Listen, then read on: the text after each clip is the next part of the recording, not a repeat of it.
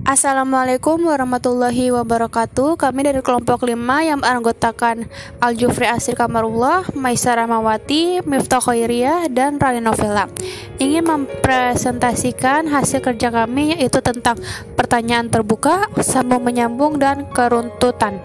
Selamat menyimak ya. Pertanyaan terbuka.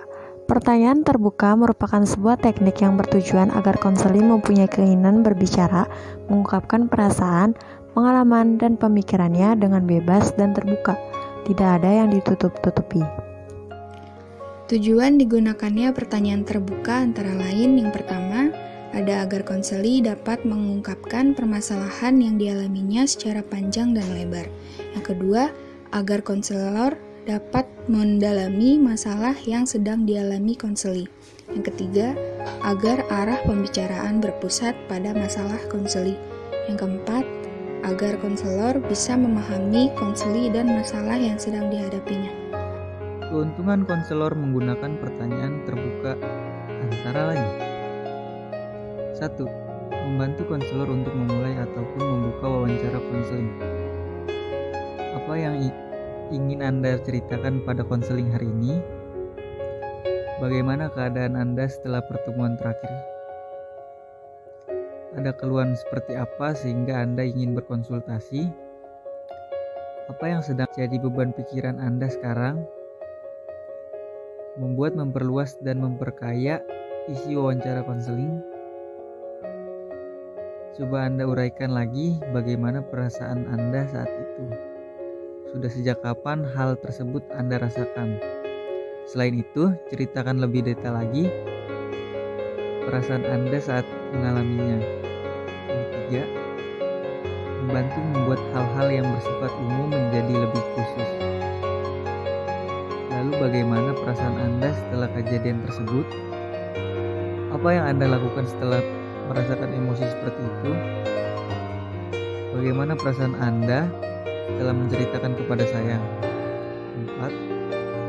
Membantu konselor mendiagnosis dan memberikan penilaian terhadap masalah konseli.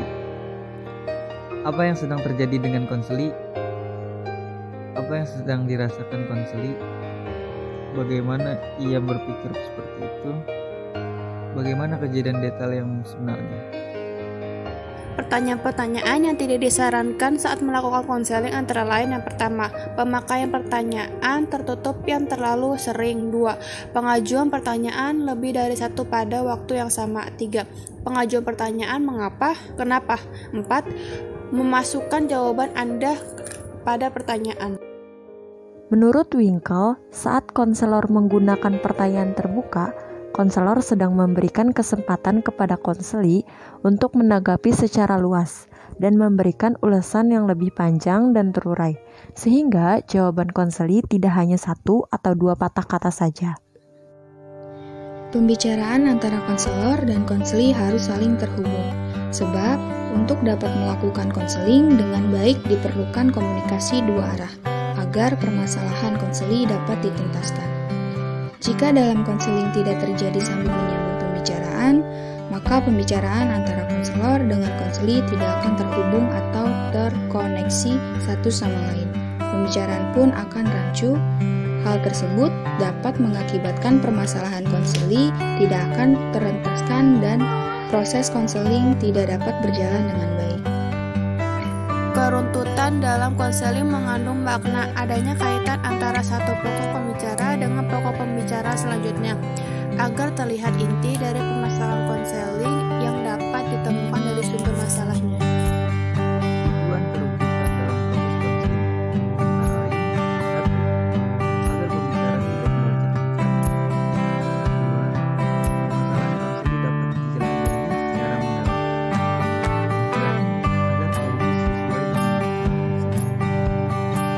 3. Ada beberapa hal yang harus diperhatikan konselor agar terjadi keruntutan dalam konseling.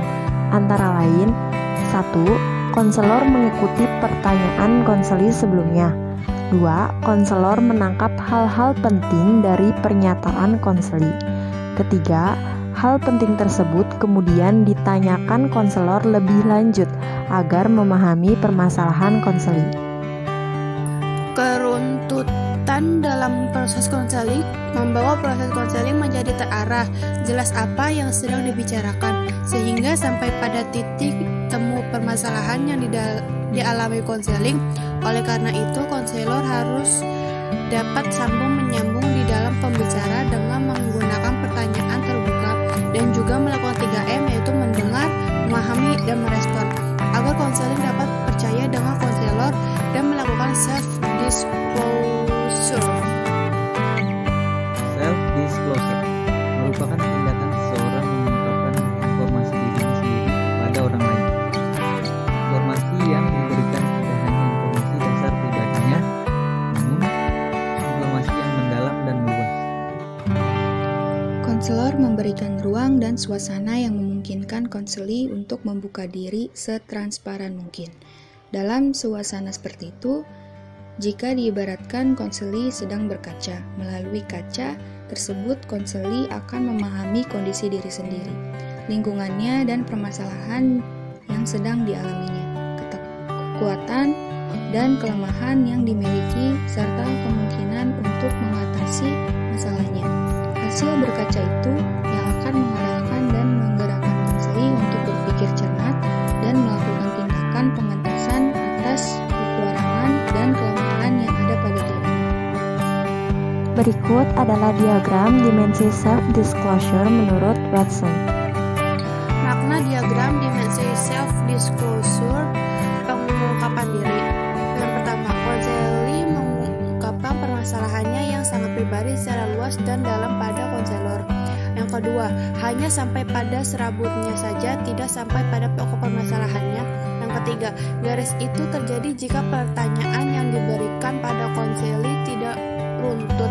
Yang keempat, dampak yang terjadi jika hanya sampai garis. Yang keempat adalah konselor dan konseli sama-sama tidak memahami masalah secara komprehensif dan kegiatan konseling tidak terarah dengan baik.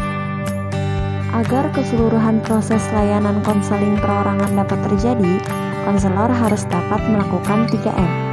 Mendengar dengan penuh perhatian, memahami dengan cermat dan penuh makna, dan merespon dengan tepat serta positif. Setelah itu, melakukan keruntutan pada seluruh tahap proses layanan konseling yang antara lain: 1. Tahap pengantaran, 2. Tahap penjajakan, 3. Tahap penafsiran, 4. Tahap pembinaan, dan 5. Tahap penilaian atau pengembangan. Begitu juga dengan keseluruhan teknik yang digunakan dalam proses konseling. Konselor harus benar-benar memfokuskan dirinya untuk melakukan teknik-teknik, yaitu teknik 3M, lalu diikuti dengan keruntutan dalam konseling, sehingga seluruh teknik-teknik yang ada di dalam konseling dapat berjalan dengan baik. Terima kasih, sekian materi yang dapat kami sampaikan, kurang lebihnya mohon dimaafkan. Baik, selanjutnya kami akan menayangkan video simulasi tentang konseling perorangan. Tolong disimak baik-baik ya. Assalamualaikum. Waalaikumsalam, silakan masuk. Silakan duduk. Makasih. Maaf, sebelumnya ada yang bisa saya bantu? Saya ingin melakukan konseling, Ibu. Oke, sebelumnya saya boleh tahu nama mbaknya siapa? Nama saya Maisarah Mawati. Oke, Mbak Maisa, apa kabar hari ini? Baik, alhamdulillah. Alhamdulillah, baik ya. Sebelumnya, saya ingin bertanya, mbaknya sudah melakukan konseling? Belum pernah sih sejauh ini. Oke, belum pernah.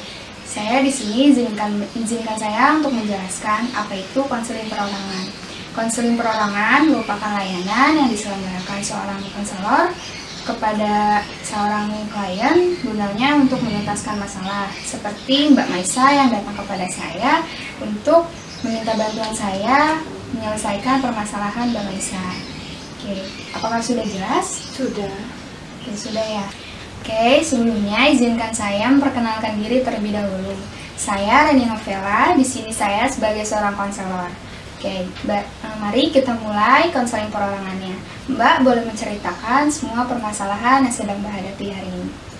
Baik Ibu, di sini saya akan menceritakan tentang permasalahan di kuliah. Jadi gini Bu, di semester 3 ini saya merasakan dosen itu banyak sekali memberikan tugas, sehingga tugas itu menjadikan beban pikiran saya, dan saya malas untuk mengerjakan tugas tersebut.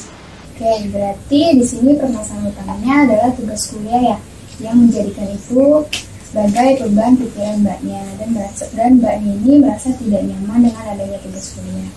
Sebenarnya tugas kuliah itu bukan untuk dijadikan beban pikiran ya, apalagi kita nih sebagai seorang mahasiswa memang sudah seharusnya dan sudah kewajibannya mengerjakan tugas.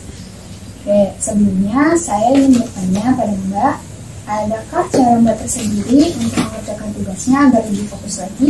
Biasanya saya mengerjakan tugas sambil mendengarkan lagu, sehingga saya lebih fokus untuk mengerjakan tugas tersebut dan sesuai dengan deadline yang dosen berikan.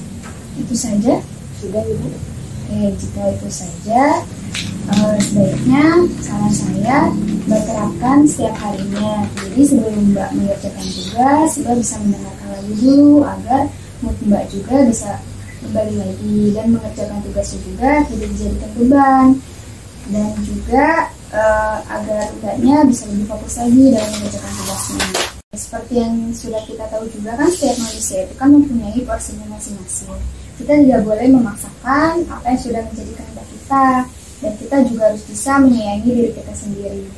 Dan Mbaknya juga kan membutuhkan waktu untuk sendiri, seperti Mbaknya memiliki hobi nonton drama Korea, atau misalkan Mbak suka berenang atau kemana itu. Dan Mbaknya bisa lakukan itu agar pikiran Mbaknya juga dan hati Mbaknya jauh lebih tenang.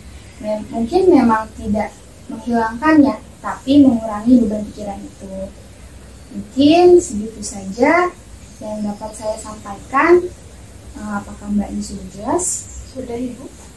Adakah permasalahan lain yang ingin Mbak sampaikan? Sejauh ini tidak ada. Jika memang sudah ada, segitu saja pendapat yang dapat saya sampaikan. Kurang lebihnya saya mohon maaf. Mungkin kedepannya dengan konseling ini dapat bermanfaat bagi Mbaknya. Baik Ibu, terima kasih atas sarannya. Semoga menjadikan diri saya lebih baik untuk kedepannya dan bisa memotivasikan diri saya. Terima kasih Bu. Sama-sama. Izin pamit pulang dulu. Baik, sama-sama. Iya. Hati-hati di jalan. Iya.